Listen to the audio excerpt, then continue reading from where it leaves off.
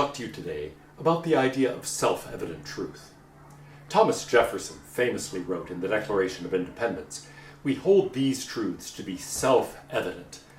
What truths? That all men are created equal, that they are endowed by their Creator with certain inalienable rights, and that among those rights are life, liberty, and the pursuit of happiness. What does it mean to say the truths like that? Truths like all men are created equal, or we have inalienable natural rights, and that those rights include rights to life, liberty, and the pursuit of happiness. Well, that's what I want to investigate today. What does it mean to say that something is self-evident? This has been used in a variety of different ways throughout the history of philosophy. Thomas Aquinas, for example, discusses this idea, and he introduces it in terms that are almost indistinguishable from the ideas of a priori truth or analytic truth. He says at one point, for example, something is self-evident if it's implanted in us by nature. In other words, it's not something derived from experience, it's something we're born with, it's innate. It is self-evident in the sense of being a priori, independent of experience. At another time, he says it's a matter of the predicate being included in the subject. You know it as soon as you know the meanings of the terms, which is another way of saying, basically, that it's analytic. As modern philosophers use the term, however, it isn't simply equivalent to a priori or to analytic. Instead, it means something different. It means knowable immediately, directly, not from inference, and so it's non-inferentially knowable. So let's write that down. A self-evident truth is knowable non-inferentially. By saying that it's not a product of inference, it's knowable non-inferentially, we could say that in a number of different and somewhat more positive ways. We could say it's knowable immediately or directly. Or we could say that knowledge of it is basic. Now, there are a number of questions we can ask here. One is about knowable. After all, knowable is first of all an epistemic term, so we're talking about the epistemology of this. But secondly, knowable by whom? According to a traditional classical conception of God, everything is knowable by God in an immediate way. God doesn't have to figure things out or infer things. God sees everything immediately. But of course, we're not beings like that. And different people might be capable of knowing different things, as we'll see. And I don't mean here just intellectual capacity or something like that, but in a different sense, in which I have access to things you don't, and vice versa. So we can say it's important to ask, well, knowable, by whom? By everyone? By me? By any rational being? By any being with our own cognitive and sensory limitations and powers? We've got to specify something. So there's a certain amount of squishiness involved in this view. But I want to get back to this idea of non-inferential or immediate or direct knowledge. What exactly does that mean? We've talked about a picture of knowledge derived from thinking about knowledge as involving justification, but there's an externalist version of this too, where we think about sources of knowledge. For now, I'll just focus on the internalist version. That's usually where this makes its appearance, and it seems to me easiest to think about in that connection. We think of things as knowable if they can be justified. So knowability entails justifiability. But justified in terms of what? Well, we typically think that something must be justified by something if it's to count as knowledge. And then we think, well, okay, if there are no loops of justification and no infinite descending chains of justification, if it's got to stop somewhere and it can't loop around back to itself or it would be circular, then we can end up saying that it looks like, in the end, knowledge has to rest on something other than knowledge. And this is the puzzle of Plato's Theaetetus, the thing that makes him worry about the concept of knowledge and ultimately reject this idea that knowledge requires justification. I've described this as involving something like a layer cake view of knowledge. So I know some things, and they are justified in terms of other things, those in terms of others, and so on. But eventually, I have to get down to something that is foundational if this is not to go on forever. And most people in the tradition assume that it doesn't go on forever. And so at some point, if I have this picture and I reject the general idea of loops or circles of justification or webs of justification or something else that would give me a coherentist picture of knowledge instead, I say, aha, I've got something that is a basic foundational level. So the classic version of this is foundationalism, where I say there is a basic direct sense of knowledge. But now, if I think of this as the things that are immediately, non-inferentially known, they are not inferred from something else at any rate, they are known directly or immediately, then I can say these are the things, presumably, that are self-evident. So it looks like self-evident means something like being in the base level of knowledge, if there is such a thing. As soon as you talk about self-evident truth, you're presumably committing yourself to something like the existence of a foundation of knowledge. But now what would be in that foundation? Well, there are a number of different candidates. So we could think, what exactly belongs in that group? What are things we know non-inferentially on that picture? What are things that can be known immediately or directly? We don't have to infer them from other things. They don't require any external justification. That is to say, any justification, whether it's in terms of another sort of belief or maybe anything else. Well, we could say this. One sort of thing that might be down there is what I've already mentioned as one of Aquinas' sense of self-evident truth. Maybe I mean some things that are a priori. And so I could think about things that are a priori, maybe because they are analytic, and that would be one of these, but maybe there are certain truths that are written on the heart, as St. Paul puts it, where we're talking about things that are really innate to us, that are not simply innate by virtue of our linguistic or conceptual knowledge. So maybe we do have insight of the kind that a rationalist believes in, where there are synthetic a priori truths, things we apprehend natively, intuitively. Something like Aquinas's, perhaps, you ought to seek the good, for example. You ought to avoid evil. Or maybe, as in Avicenna, the whole is greater than the parts. Or in Descartes, anything that thinks exists. Or in Leibniz, the principle of sufficient reason. Nothing happens why a reason it should be so and not otherwise. Whatever we say about that, we might say there are certain things here that are a priori, whether they're analytic or examples of this sort of synthetic a priori that the rationalist accepts and the empiricist rejects. But is there anything else that might be down?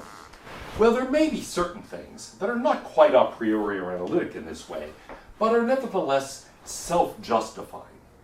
And so we might have in mind here a sort of miniature loop, a case of things that are justifying themselves. Now, what could be self-justifying? Aquinas gives us one example. There are truths. At first you might say, wow, that's a weird thing to be self-evident. For one thing, it doesn't look like it's analytic. I mean, it's existential for one thing. There are truths, and so we ordinarily don't think of analytic judgments as existential, though maybe there are a few. Maybe this is one of them. Is it a priori? Maybe. Here's what Aquinas says about it. Suppose you think it's wrong. Suppose there is no truth. Well, then it's true that there is no truth. Pah! So there is truth after all. So there are truths. Well, we've gone through a little inference there, and so you might think, this is really not exactly non-inferentially known. It took an argument. But we could also see it this way. What did I have to appeal to in that argument?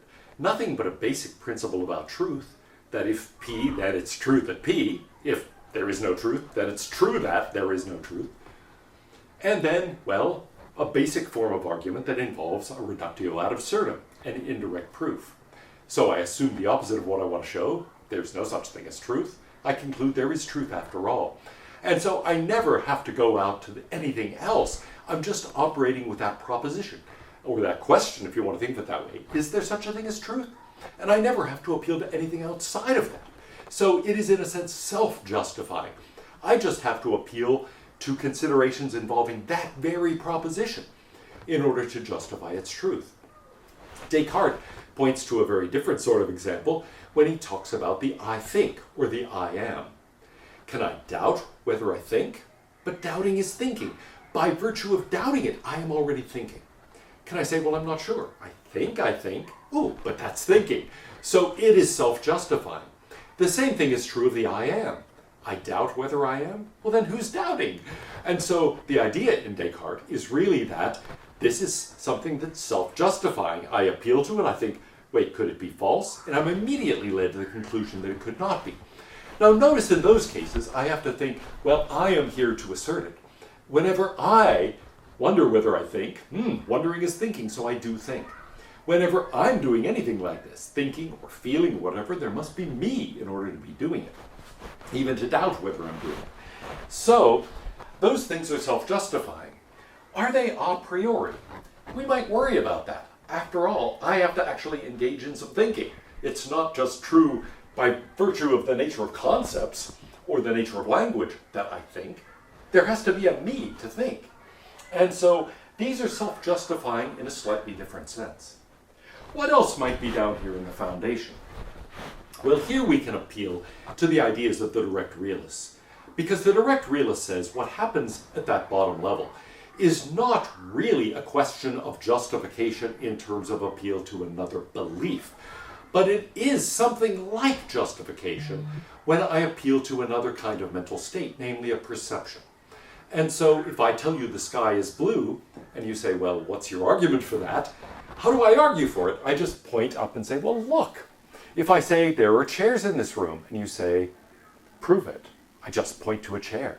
And so there are things where I just say, look, the perception justifies it. Just look with your own eyes, or just listen. Well, just touch it, and you'll see that it's hot, and so on. And so you might say there, it's an experience, it's a sensation, it's a perception that's doing something like justification. Now you might just call it justification, as a lot of direct realists do, or you might worry that justification is a relation among beliefs and call it something else, but it does seem to be more than merely a causal relation. It looks as if the content of my claim, that the sky is blue, or the stove is hot, or there are chairs in the room, is really, well, it has a special connection to that experience. It's something like justified by the experience. It's not merely an effect of it.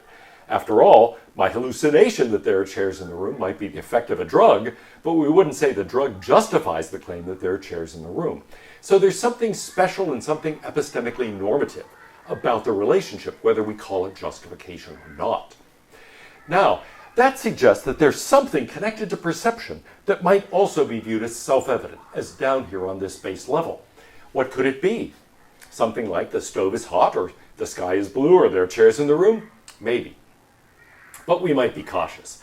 We might say, well, do I know that there are chairs in the room? There sure seem to be chairs in the room. That I'm certain of because of my perception. Am I sure that my perception is accurate, that it's veridical? Ooh, I don't know. Maybe I immediately infer that it is unless I'm given evidence otherwise. Maybe I want to worry about that a little bit. So here's one thing we could say. We could say that, there seem to be chairs in the room, or the sky appears to be blue, or at least, or the stove feels hot to me. Or if we want to be very cautious about it, we could say, well, the sky seems blue to me right now. It looks to me right now as if there are chairs in the room. Maybe I could even back it up further, as Rod Chisholm suggests, saying merely, right now I'm being appeared to chairly, or I'm being appeared to sky is bluely, or something like that to indicate that there is something. There is a mental state here, and I'm describing my own mental state. That description is justified by that mental state. And maybe to claim something about the world, the existence of the chairs or the actual sky, and so on, maybe that's going a little beyond my immediate experience, but there's something there, the propositional content of which really does seem to be linked to the content of the experience. So those things, those judgments of perception, as G.E. Moore called them, seem also to be at this level. So in addition to the a priori, analytic or not, to the self-justifying, we could say another category of things are judgments of perception. Whatever we think about those, whether we think of those as things like the sky is blue, the sky looks blue to me right now, I'm being appeared to, sky is bluely, however you want to phrase all of that, there's some kind of judgment, presumably, that is, self-evident, not in the abstract, and not to anyone. After all, you can't see the chairs in the room. I guess you can see part of one of them.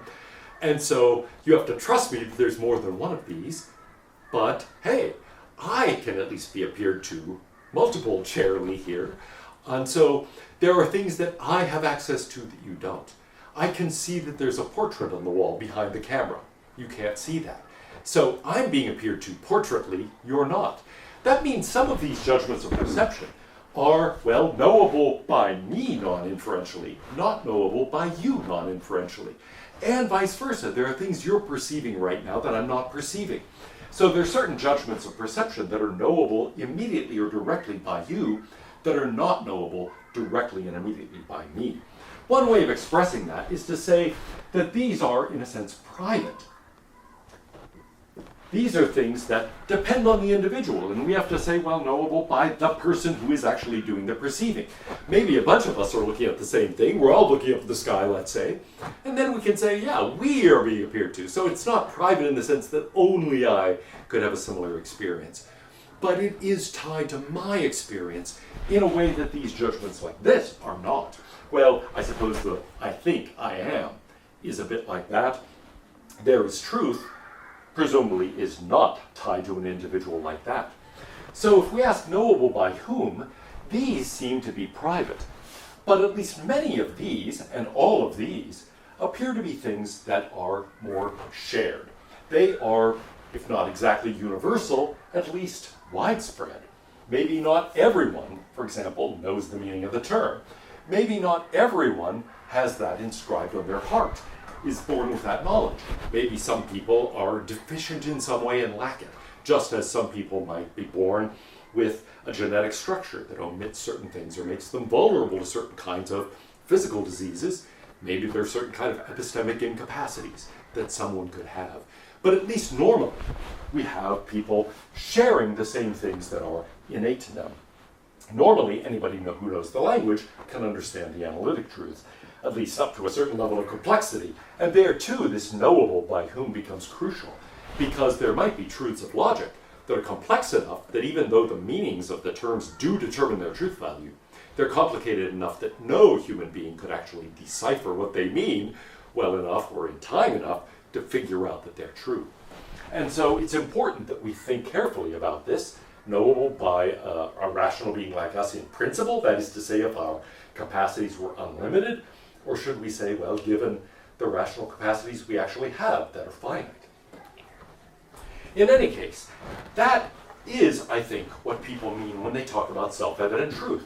They mean non-inferentially knowable, and that means at something like a foundation of knowledge. So if we say that these truths are self-evident, that all men are created equal, for example, and that we have certain inalienable natural rights, and that among those rights are life, liberty, and the pursuit of happiness, then we can turn to this and say, well, that means they're at this level. They're basic.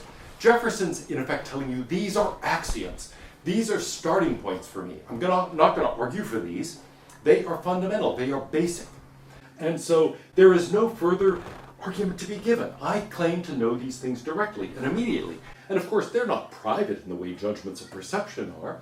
They are things that are publicly knowable by anyone, at least anyone of a certain kind of cognitive makeup. And we might say, in effect, they are a priori. Most likely, they don't seem to be self-justifying in this sort of way, like there is truth or the I think or the I am. They appear to be things he's taking as a priori ethical axioms. And don't be misled. It's not only that we have natural rights, that they include rights to life, liberty, and the pursuit of happiness, but also all men are created equal is meant to be an ethical truth. It's not a claim that we're born all equally strong, for example, or healthy, or tall, or anything else. It's rather that we are born equal in a normative sense. Nobody has a right to control anybody else.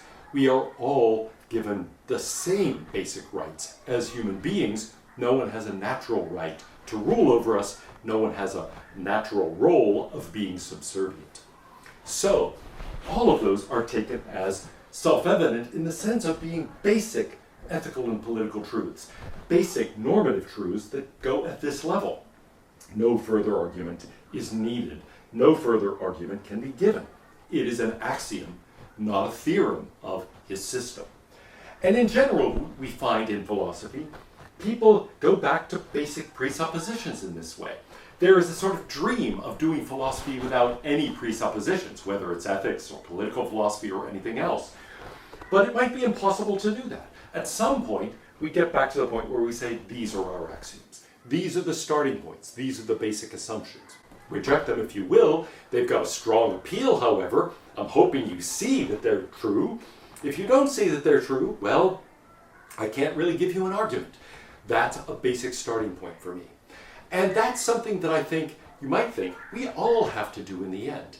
Maybe in the end, the task of philosophy is to construct a web and say, doesn't this make sense of your experience? And nothing is really taken as basic as a starting point. But even when we do that kind of thing, our theory does tend to rest on certain basic assumptions, certain axioms. We might say, well, we could axiomatize it differently, and yes, we could. But in the end, it's going to be a certain kind of content, whether it's expressed exactly in these propositions or in those, that is taken as a foundation for our theory. So maybe the same theory could be supported by different foundations. Different things might be taken at the base level. And so we can argue about which are the best things to take there.